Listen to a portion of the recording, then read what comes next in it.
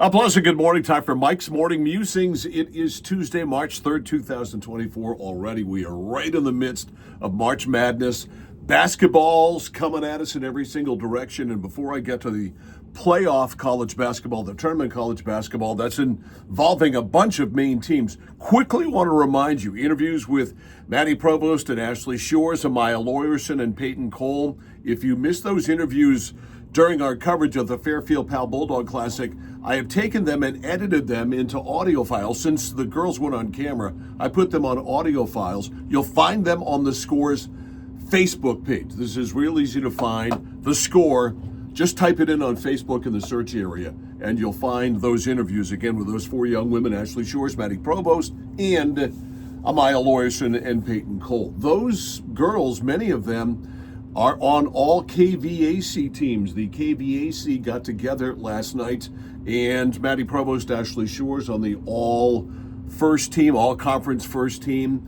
Ashley Shores and Amaya Lawyerson on the all defensive first team, although I thought Maddie Provost could be on that team too. So a lot of accolades continue to come in for the Lawrence girls after they won their championship on Friday night over Oceanside. Speaking of that Fairfield Pal Bulldog Classic, we move on to the third and fourth graders coming up this weekend. Coverage begins on Saturday morning here on The Score at Central Maine Sports on YouTube at 9 o'clock. All right, let's talk about college basketball.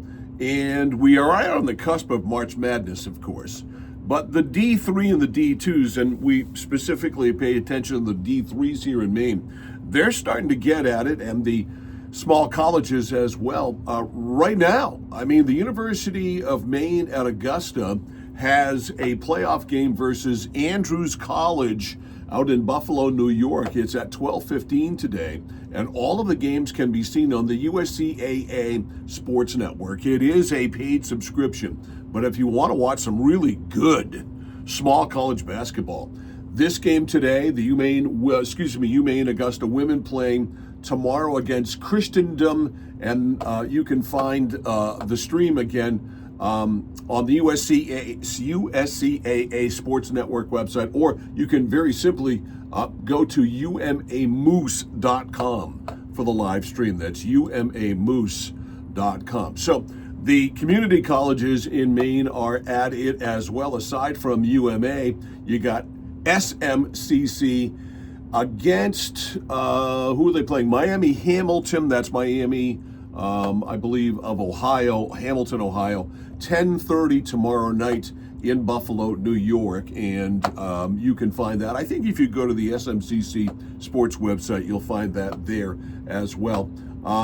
SMCC beating the UMA men to get to that point, and the UMA men again playing 12:15 today against Andrews in Buffalo, New York. So I just want to make sure I get everybody mentioned. And then there's the college teams, if you will, in Division III. And in Maine, we've got 6 men's and women's teams combined that have made the dance in Division III. The Bowdoin and Bates women are going to host games in the first and second rounds, and the USM women are also going to stay right here in Maine. They're going to play at Bowdoin, not playing Bowdoin, but they're playing at Bowdoin when they play this week. The UMF women, they get the tough draw, the short straw in the draw. They're going to head to New York City and play the defending champions, NYU. They're just 25-0. Now on the men's side, UMF, Bates, and St. Joe's all have made the big D3 dance. They're all going to hit the road, and they're all going to travel and play out of state. So some great lower level, yet really good college basketball is here and now as we continue to, I think, kind of soak in and stew, crock pot, if you will, on the win by Lawrence and the high school basketball season in general over the weekend. It was another great year of Maine high school basketball. We had thrills, we had spills, we had everything in between. We had great tournament games. We had games won at the buzzer.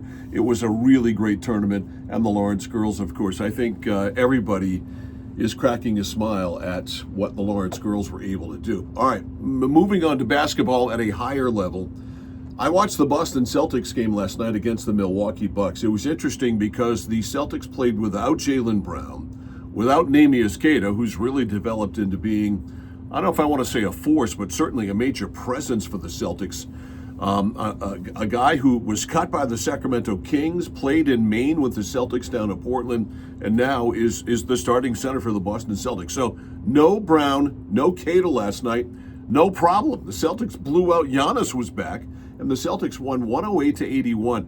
And Ugo, don't call me Hugo,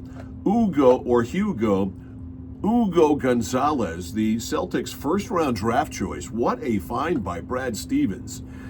He just turned 20 years old. Last night, 18 points and 16 rebounds. This is a guard that we're talking about here. This team is now 40-20 without Jason Tatum and trading away all of the players that they traded away. Drew Holiday, Kristaps Porzingis. They lost Luke Cornett in free agency. Everybody's gone.